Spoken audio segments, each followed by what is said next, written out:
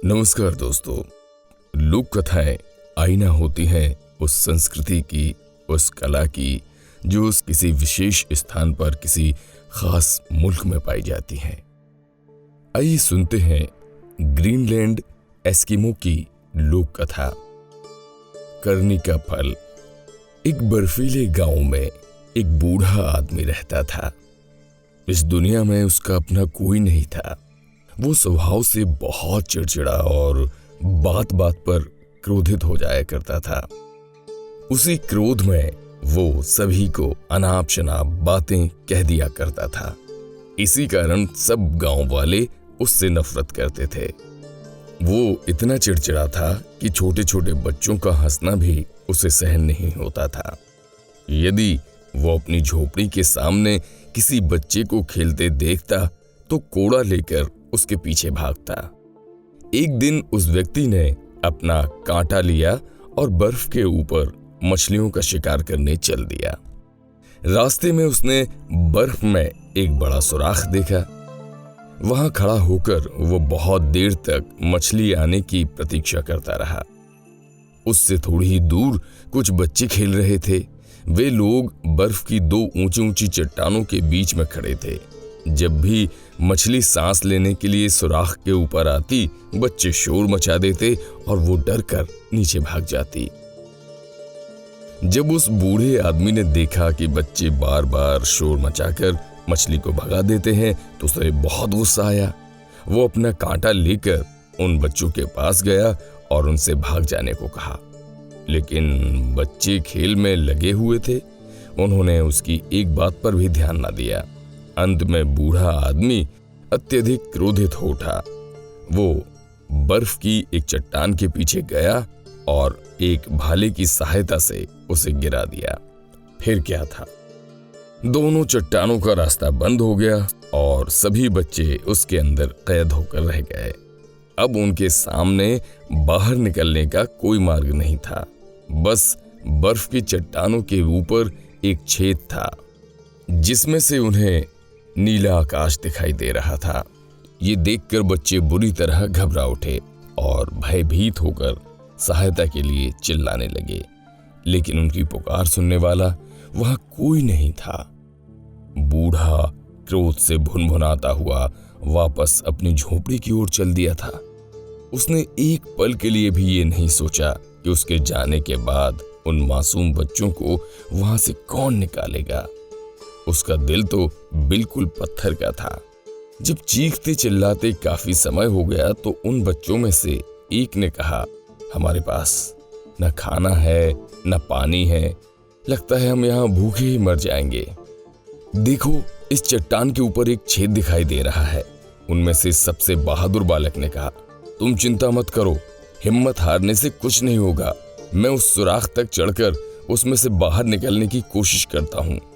बाहर जाकर मैं लोगों को सहायता के लिए बुला लाऊंगा। ये कहकर उस लड़के ने चट्टान की भीतरी दीवार पर चढ़ना शुरू किया, लेकिन वो इतनी चिकनी थी कि उसका पांव बार बार फिसल जाता।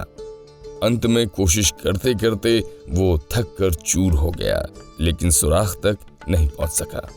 उसके हाथ पांव से खून बह रहा था।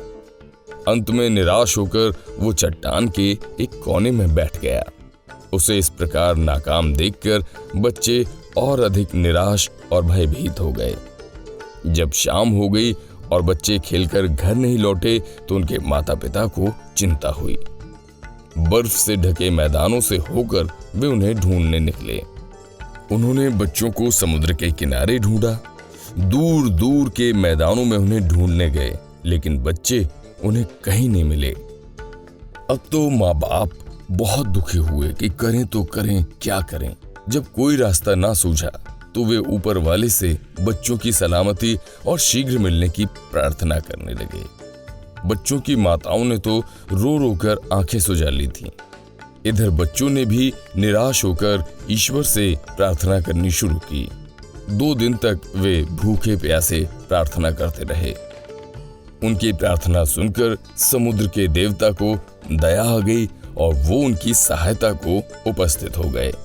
उन्होंने बर्फ की चट्टानों के बीच में एक सुरंग बनाई और उसी के रास्ते अधमरे से बच्चों को बाहर निकाला। जब बच्चे सुरंग से निकले तो उनकी खुशी की सीमा नहीं थी। देवता के आशीर्वाद से वे सभी बच्चे स्वस्थ हो गए और अपने अपने घर को चल दिए। जब वे घर पहुंचे तो उनके निराश माता पिता ने उन्हें हृदय से लगा लिया। लेकिन तुम उस चट्टान के अंदर कैसे बंद हो गए थे? सभी कुछ जानने के बाद बच्चों के माता पिता ने पूछा। बच्चे कुछ भी नहीं जानते थे। उन्होंने कहा, हम नहीं कह सकते कि ये सब कैसे हुआ। हम तो केवल इतना ही जानते हैं कि वो बूढ़ा आदमी हमसे थोड़ी ही दूर पर खड़ा मछलियों का शिकार कर रहा था। सभी लोग बूढ़े आदमी की झोपड़ी की तरफ दौड़े। उसे मारने के लिए वे अपने साथ हथियार भी लेते गए। जब बूढ़े आदमी ने उन्हें अपनी तरफ आते देखा तो वो भाग खड़ा हुआ। वो तेजी से भागता जा रहा था। रास्ते की झाड़ियों में फंसकर उसके कपड़े फट फट कर पीछे गिरते जा रहे थे। वो लोगों से बहुत दूर निकल गया और उन्हें उसके पकड़े जाने की कोई आशा न रही। वो बूढ़ा अवश्य था, लेकिन काफी फुर्तीला और चालाक था। तभी अचानक समुद्र का देवता उन लोगों की सहायता को आ गया और उसने दौड़कर उस बूढ़े आदमी को पकड़ लिया और कहा, तुम बहुत बुरे आदमी हो। तुमने बच्चों के साथ बहुत बुरा किया है। मैं तुम्हें इसकी सजा दूंगा। तुम्हारा दंड यही है कि तुम हमेशा स्थिर खड़े रहो और सबकी बातें धैर्य से सुनो। तुम इतने दुष्ट और निर्दयी हो कि तुमने बच्चों की बातों को भी धैर्य रखकर सहन नहीं किया। अब तुम्हें सबकी बातें सहन करनी पड़ेंगी। यही तुम्हारी सजा है। देवता की ये कहते ही बूढ़े आदमी का शरीर चमकना शुरू हो गया। धीरे धीरे वो सितारा बन रहा था। कुछ ही पलों में वो वहां से उड़कर आकाश में चला गया और वो बूढ़ा आदमी आज भी सितारा बनकर आकाश में चमक रहा है और अपने किए का दंड भुगत रहा है। तो ये थी ग्रीनलैंड एस्किमो की लोक कथा, जैसी करनी वैसी भरनी। ये लोक कथा आपको कैसी लगी? अगर आपको पसंद आई हो तो इसे शेयर और लाइक करना बिल्कुल ना भूलें और हमारे इस चैनल को सब्सक्राइब भी जरूर करें। अपना खूब ध्यान रखें। नमस्कार।